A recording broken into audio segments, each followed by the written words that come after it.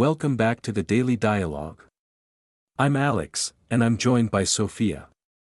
Today, we're tackling a topic that keeps millions of people awake at night, whether they are 17 or 45. We're talking about the importance of choosing a profession, and why that choice feels so heavy in today's world. Hi Alex.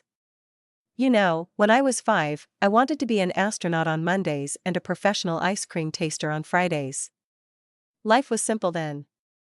But somewhere along the way, the question, what do you want to be when you grow up, stopped being fun and started being terrifying. It feels like if you pick the wrong door, the rest of your life is just locked. The ice cream taster path sounds much better than most corporate jobs. But you're right, Sophia.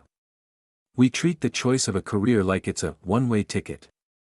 We feel this immense pressure to find our passion or our purpose before we've even figured out how to pay our own phone bills. It's a lot of weight to put on a young person's shoulders. And it's not just internal pressure. It's the parental expectation factor. I have so many friends who became lawyers or doctors not because they loved biology or law, but because they didn't want to see that look of disappointment on their parents' faces at dinner. They chose security and status over their own curiosity. It's the safe path trap. Parents often want their children to be safe, which is understandable. They remember a world where a stable job meant a stable life. But the world has changed. Today, the safest job in the world could be replaced by AI in 5 years. So, is there even such a thing as a safe profession anymore? That's a scary thought, but also a liberating one. If nothing is 100% safe, then maybe we should actually focus on what we're good at and what we enjoy, rather than what looks good on a resume. But then you hit the next wall, the paradox of choice. There are 10,000 different types of jobs now. How do you even know what exists? Exactly. We live in the era of the niche profession. You can be a sustainability consultant, a user experience designer, or a data storyteller. These jobs didn't exist 20 years ago. So, when we ask a teenager to choose a path, we're asking them to choose from a menu that is constantly being rewritten.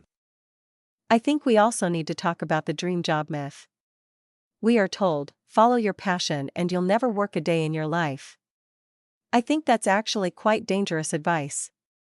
Because once your passion becomes your job, it comes with deadlines, taxes, and difficult clients. Sometimes, it stops feeling like a passion and starts feeling like, well, work. Follow your passion can quickly turn into hate your hobby. I prefer the Ikigai approach. It's a Japanese concept that looks for the intersection of 4 things: what you love, what you are good at, what the world needs, and, crucially, what you can be paid for.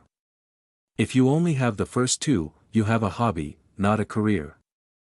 Ikigai is such a balanced way to look at it. It takes the magic out of it and puts some logic back in. But Alex, what about the fear of wasted time? People are terrified that if they spend 4 years studying something and then change their mind, those 4 years are lost. That's the sunk cost fallacy. We think that because we invested time in a mistake, we have to keep making that mistake forever to make the investment worth it. But those years aren't wasted. You learned how to learn. You met people. You discovered what you don't want, which is just as important as discovering what you do want. Knowing what you don't want. That's a huge part of the compass. My first job was in a tiny, windowless office doing data entry. I hated every second of it, but it taught me that I need to work with people and I need a creative environment. That mistake was actually my best teacher. It was a data point. Career paths today aren't ladders anymore, they are jungle gyms. You move up, you move sideways, you sometimes move down to jump to a different structure.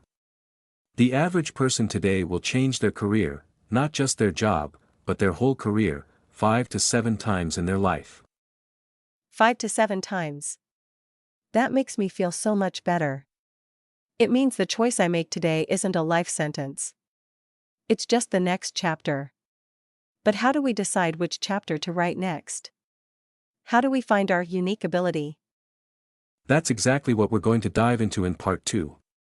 We'll talk about the trial and error method, why your strengths are often things you take for granted, and how to build a career that survives the age of automation.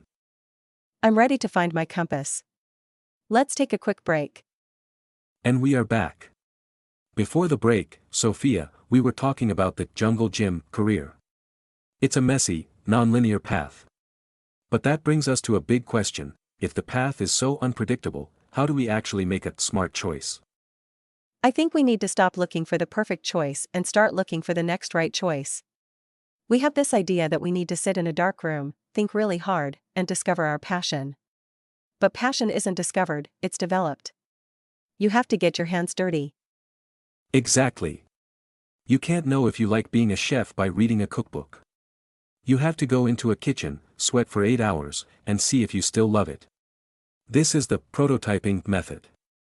Instead of spending 4 years on a degree you might hate, try to do an internship, a short course, or a shadowing day with someone in that field. Shadowing, that's such a great tip. Just spending one day watching someone do their actual job is worth 1,000 brochures.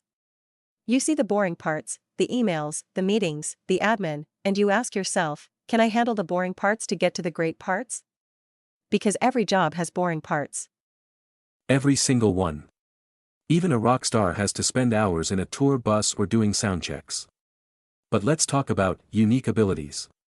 Often, the things we are best at are the things that feel easy to us, so we assume everyone can do them.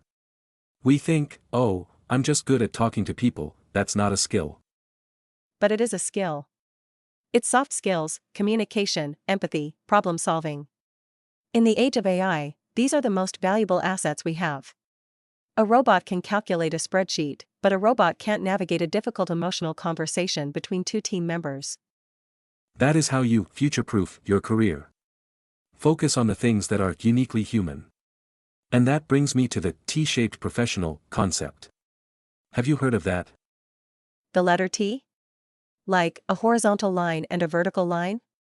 Laughs. Break it down for us, Alex. The vertical bar of the T represents your deep expertise, the one thing you know better than anyone. Maybe it's coding, or accounting, or graphic design. But the horizontal bar represents your broad skills, your ability to work across disciplines, to understand marketing, to write well, to lead a project.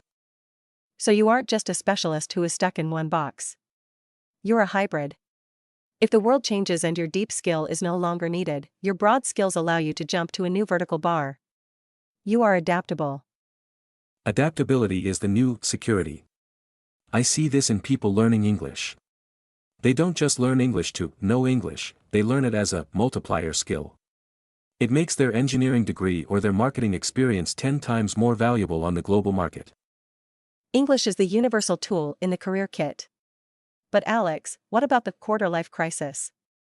People who are 25 or 30 and realize they've spent 5 years on the wrong path. They feel like it's too late to start over. It is never too late to start over. Think about Vera Wang, she didn't enter the fashion industry until she was 40. Or Colonel Sanders, who started KFC in his 60s. We are living longer, healthier lives. If you are 30, you have at least 35 years of work left. That's enough time to have 3 completely different careers. 35 years. That's a whole lifetime. So, the safe path our parents wanted for us might actually be the dangerous path because it makes us rigid. If we don't learn how to pivot, we get left behind. Exactly. We need to be lifelong learners. Your education doesn't end when you get your diploma, it starts there. The most important skill you can learn in school is not history or math, but how to learn fast. I love that. How to learn fast. So, the advice for our listeners who are struggling with this choice is, don't marry your job. It's not a life sentence. It's a relationship. And sometimes, you outgrow that relationship and you need to move on. Don't marry your job, that's a great quote. Be loyal to your values, be loyal to your growth, but don't be loyal to a company that wouldn't hesitate to replace you. Your career is the sum of all your experiences, not just your current title. So, what's the first step for someone who feels lost today? Start a curiosity journal. For 1 week, write down every time you feel energized by a task and every time you feel drained. Don't judge it. Just watch. At the end of the week, look for the patterns. Your body knows what your compass is pointing toward, even if your brain is still confused. I'm going to start my curiosity journal tonight. I want to see what makes my compass spin. Laughs. This has been so helpful, Alex. I feel like the weight of choice has been lifted a little bit. Good. Choice is a privilege, not a burden. It means you have the freedom to design a life that actually fits you. Don't waste that freedom by following someone else's map. Design your own map. I love it. Thanks for being my career guide today, Alex. Anytime, Sophia. And to everyone listening, don't be afraid to make a mistake. Every mistake is just a course correction on your journey to where you're supposed to be. See you in the next episode of the Daily Dialogue. Stay curious, stay adaptable. Bye everyone. Bye.